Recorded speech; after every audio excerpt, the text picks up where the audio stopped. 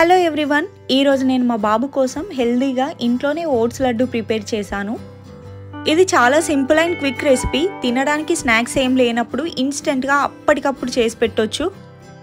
ఒక ప్యాన్లో కొన్ని పంప్కిన్ సీడ్స్ వేంపుతున్నాను. ఇక్కడ పంప్కిన్ సీడ్స్ అనే కాదు, మనకు నచ్చినవి ఏవైనా యాడ్ చేసుకోవచ్చు. బాదం, పల్లీలు, కాజు, ఇలా పిల్లలు ఏవి ఇష్టంగా తింటారో అవి. ఇవి కొంచెం కలర్ చేంజ్ అయిన తర్వాత ఇందులోనే 1 కప్ ఓట్స్ కూడా వేసి వేయించుకున్నాను. ఇవి వేడి మొత్తం చల్లారిన తర్వాత ఇందులో వేయించుకున్న పల్లీలు కూడా కొన్ని యాడ్ చేశాను. ఇందులో తీపి కోసం నేను న్యాచురల్ బెల్లం పొడి తీసుకున్నాను. ఎక్కువ వేయట్లేదు, జస్ట్ ఒక పిరికెడ్ అలా వేస్తున్నాను. మనం చేసే క్వాంటిటీని బట్టి తీపి సరిపోతుందా లేదా అనేది చెక్ చేసుకొని బెల్లం తీసుకుంటే సరిపోతుంది. వీటిని మిక్సీ జార్లో వేసుకొని మెత్తటి పౌడర్లా మిక్సీ చేస్తే సరిపోతుంది. ఇప్పుడు ఇందులో నేను 3 స్పూన్స్ మిల్క్ పౌడర్ కలుపుతున్నాను.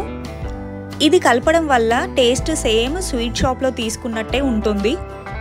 చాలామంది మా పిల్లలు బయట తెస్తే తింటారు కానీ ఇంట్లో చేస్తే అస్సలు తినరు అంటారు కదా. ఈసారి ఈ టిప్ ఫాలో అయ్యి చూడండి. ఇదే ఇన్ని డేస్ మనకు తెలియని సీక్రెట్, ఇక నుంచి ఇది ఫాలో అవ్వండి. అలాగే ఇందులో కొంచెం ఇలాచీ పౌడర్ వేసుకొని 2 టీ స్పూన్స్ నెయ్యి యాడ్ చేసుకుంటున్నాను. దీన్ని మొత్తం నెయ్యి అంతా కలిసేలాగా కలుపుకొని చెక్ చేసుకోవాలి. లడ్డు చేయడానికి ఉండలాగా వస్తుందా లేదా అని. ఇలా వస్తే ఓకే, లేదు అని అంటే ఇంకొంచెం నెయ్యి కలుపుకోండి. ఇప్పుడు మన చేతికి కొంచెం నెయ్యి రాసుకొని లడ్డూలు చుట్టుకోవాలి.